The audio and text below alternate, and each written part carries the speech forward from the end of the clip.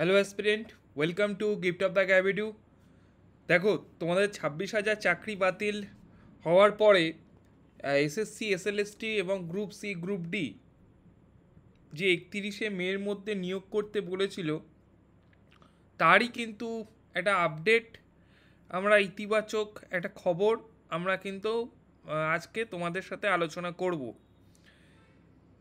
এর আগেও দেখো নানান ধরনের কিন্তু স্কুল সার্ভিস কমিশন নিয়ে যতই কম বলবো ততই ভালো, কিন্তু যেহেতু সুপ্রিম কোর্টের অর্ডার রয়েছে, তাও ওই হোপ ফর দ্য বেস্ট, এইভাবেই কিন্তু আমাদেরকে এগোতে হবে। এছাড়া বেশি কিছু আমি বলবো না। স্কুল সার্ভিস কমিশন নিয়ে তোমরা প্রত্যেকেই জানো, আমার নতুন করে কিছু বলার নেই, সব কিছুর ঊর্ধ্বে এরা।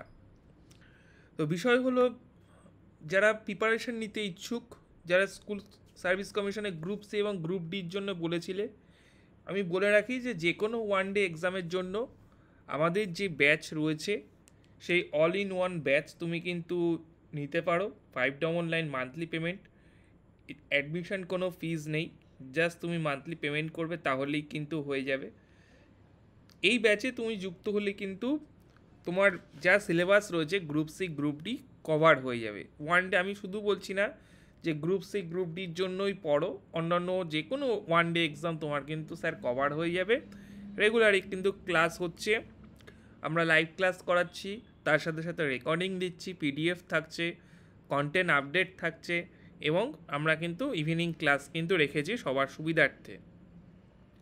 যদি মনে হচ্ছে প্রথম মাস ক্লাস করে তোমরা একটা এক্সপিরিয়েন্স করতে পারো, আমি ডেমো ক্লাসও পাঠিয়ে দেবো। আমাদের admission helpline number 9564423823, video description বক্সও দেওয়া থাকবে অ্যাডমিশন হেল্পলাইন নম্বর, সেখানে তোমরা যোগাযোগ করে নাও, ডেমো ক্লাস দেখে নাও। এছাড়াও একটা মাস ক্লাস করলে কিন্তু তোমরা বুঝে যাবে। কারোর যদি ভালো না লাগে, সেকেন্ড মাস থেকে তুমি ডিসকন্টিনিউ করতে পারো, তাতে কোনো অসুবিধা নেই, ঠিক আছে?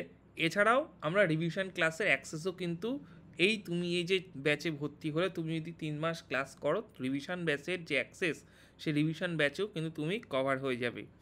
তো প্রত্যেককেই বলবো, যারা ইচ্ছুক রয়েছো, একবার কিন্তু এক্সপিরিয়েন্স করতে পারো গিফট অফ দ্য গ্যাবেডু থেকে।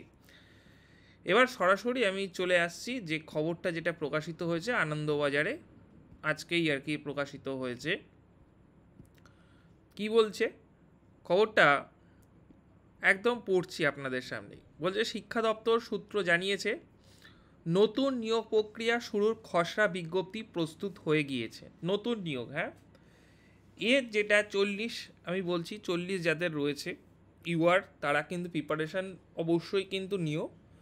আর যারা দেখা যাচ্ছে এজ রিল্যাক্সেশন কি স্যার থাকবে, সেটা কিন্তু থাকার সম্ভাবনা রয়েছে, সেটা বিজ্ঞপ্তি আসলে কিন্তু বোঝা যাবে।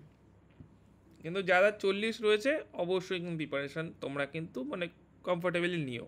কেন, গ্রুপ সি, গ্রুপ ডির ক্ষেত্রে তো কোনো চাকরির পিটিশন কিছুই নেই, পুরোটাই বাদ দিয়ে দিয়েছে গ্রুপ সি, গ্রুপ ডি, ওটা আবার টোটালটাই নেবে আর কি।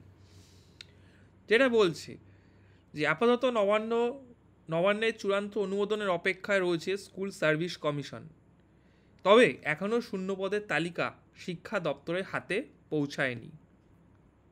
26,000 চাকরি বাতিল মামলায় সুপ্রিম কোর্ট আগেই নির্দেশ দিয়েছিল, আগামী 31শে মের মধ্যে নতুন নিয়োগ প্রক্রিয়া শুরুর বিজ্ঞপ্তি প্রকাশ করতে হবে রাজ্যকে। সেই মতো নির্ধারিত সময়ের আগেই খসড়া তৈরি করে ফেলল শিক্ষা দপ্তর।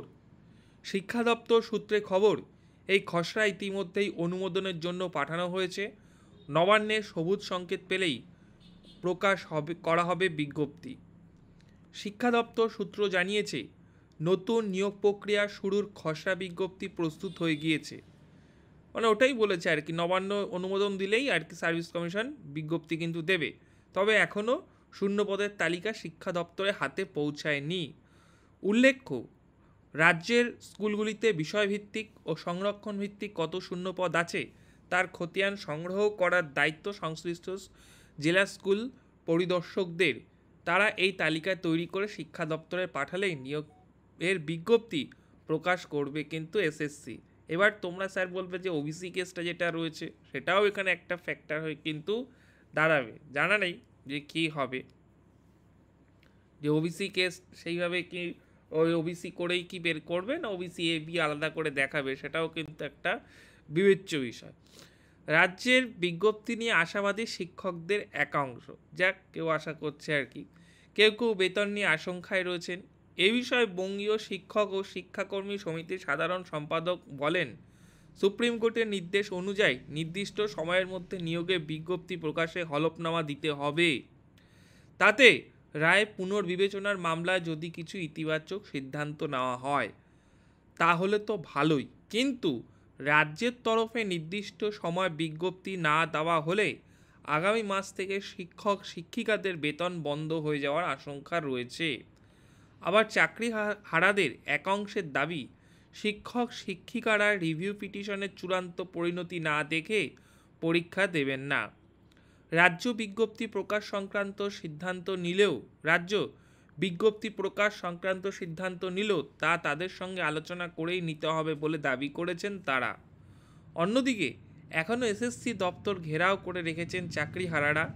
আগামী 15 তারিখ যোগ্য শিক্ষক শিক্ষিকা অধিকার মঞ্চের তরফে শিক্ষা দপ্তর ঘেরাও অভিযানের ডাক দেওয়া হয়েছে। বিকাশ ভবনের বাইরেও চলছে অবস্থান, যে কারণে এসএসসির চেয়ারম্যান সিদ্ধার্থ মজুমদার আচার্য সদনে নিজের অফিসে না গিয়ে বিকাশ ভবনে বসছেন।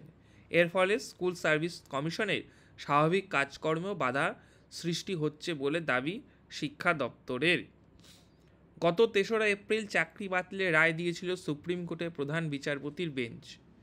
দুর্নীতির অভিযোগে এসএসসি 2000 সালের সম্পূর্ণ প্যানেল বাতিল করে দেয় আদালত।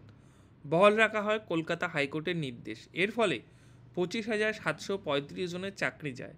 বেতন ফেরত দিতে বলা হয় টেন্টেড। এরপরেই রায় বদল চেয়ে সুপ্রিম কোর্টে আবেদন করে মধ্যশিক্ষা পর্ষদ। তাদের আবেদন ছিল এত শিক্ষকদের চাকরি বাতিল হলে রাজ্যের শিক্ষা ব্যবস্থা ভেঙে পড়বে। অনেক স্কুলে বিষয়ভিত্তিক শিক্ষকের সংখ্যা শূন্যে গিয়ে ঠেকবে। তার ফলে ভুগতে হবে মাধ্যমিক ও উচ্চ মাধ্যমিক পরীক্ষার্থীদের। পর্ষদের আর্জি ছিল যারা দাগী বা অযোগ্য হিসাবে চিহ্নিত নন আপাতত তাদের চাকরি বহাল থাক। গত 17 এপ্রিল সেই আবেদন মেনে নেয় সুপ্রিম কোর্ট। শর্ত সাপেক্ষে প্রধান বিচারপতির বেঞ্চ জানায়, আপাতত নবম দশম ও একাদশ দ্বাদশ শ্রেণীর শিক্ষকেরা স্কুলে যেতে পারবেন। চলতি বছরের 31শে ডিসেম্বর পর্যন্ত তাদের চাকরি বহাল থাকবে। তবে গ্রুপ সি ও ডি শিক্ষা কর্মীদের ক্ষেত্রে এই রায় কার্যকর হবে না। তাদের ক্ষেত্রে পূর্ব নির্দেশই বহাল থাকবে। গ্রুপ সি ডি কিন্তু কার্যকর হয়নি, আপনারা সকলেই জানেন। এছাড়াও আগামী 31শে মের মধ্যে মধ্যশিক্ষা পর্ষদ ও স্কুল সার্ভিস কমিশনকে নতুন নিয়োগ প্রক্রিয়া শুরুর বিজ্ঞপ্তি দিতে হবে বলেও নির্দেশ দেয় শীর্ষ আদালত। এই সময়ের মধ্যেই রাজ্যকে হলফনামা দিয়ে জানাতে হবে তারা চলতি বছরের নিয়োগ প্রক্রিয়া শেষ করবে। চলতি বছরের 31শে ডিসেম্বরের মধ্যে পরীক্ষা শেষ করতে হবে নিয়োগ প্রক্রিয়া, মানে চলতি বছর, এটা সবাই বলে, সুপ্রিম কোর্ট বলেছে যে 31শে ডিসেম্বরের মধ্যেই পরীক্ষা শেষ করতে হবে, নিয়োগ প্রক্রিয়াটা কমপ্লিট করতে হবে। জানি না সেটা কতটুকু সম্ভব। ওই নির্দেশ মোতাবেক চলতি মাসেই বিজ্ঞপ্তি প্রকাশের কথা, তাতে খানিক হলেও আশার আলো দেখছেন শিক্ষাকর্মীরা। এই হলো কি আনন্দবাজারে কিন্তু ডিটেলসটা কিন্তু আজকেই কিন্তু তোমরা দেখতে পাচ্ছ 12ই মে কিন্তু 3:45 এরকম কিন্তু নাগাদ এই আর্টিকেলটা কিন্তু প্রকাশিত হয়েছে। ঠিক আছে, আমি এটা দিয়ে দেবো, তোমরা আনন্দবাজার পত্রিকা সার্চ করেও কিন্তু আনন্দবাজার ওয়েস্ট বেঙ্গল, এখানে কিন্তু পশ্চিমবঙ্গ আর কি সে করবে, তারপরে দেখবে এটা কিন্তু একদম সবার ওপরেই কিন্তু রয়েছে। এবং অনেকেই সোশ্যাল মিডিয়া বিভিন্ন হয়তো জেনেও গেছো যে নিউজটা। তো বিষয় হলো সুপ্রিম কোর্টের নির্দেশ রয়েছে, সেটা তো অবশ্যই পালন তো নিশ্চয়ই করবে, এটাই আমরা আশাবাদী। এইভাবেই কিন্তু যারা নতুন অ্যাসপিরেন্ট রয়েছে তাদের জন্য একটা সুযোগ রয়েছে, কারণ নতুন রিক্রুটমেন্ট হবে, এমন না কিন্তু নতুন রিক্রুটমেন্ট, বারবার বলছি এখানে কিন্তু যে নতুন রিক্রুটমেন্ট কিন্তু হবে। তো নতুন নিয়োগ প্রক্রিয়া পরিষ্কার কিন্তু উল্লেখ করা রয়েছে। তো নতুনদের জন্য একটা সুযোগ, তোমরা সুযোগটা কিন্তু কাজে লাগাও, ভালো করে প্রিপারেশান নাও, পড়াশোনা করো।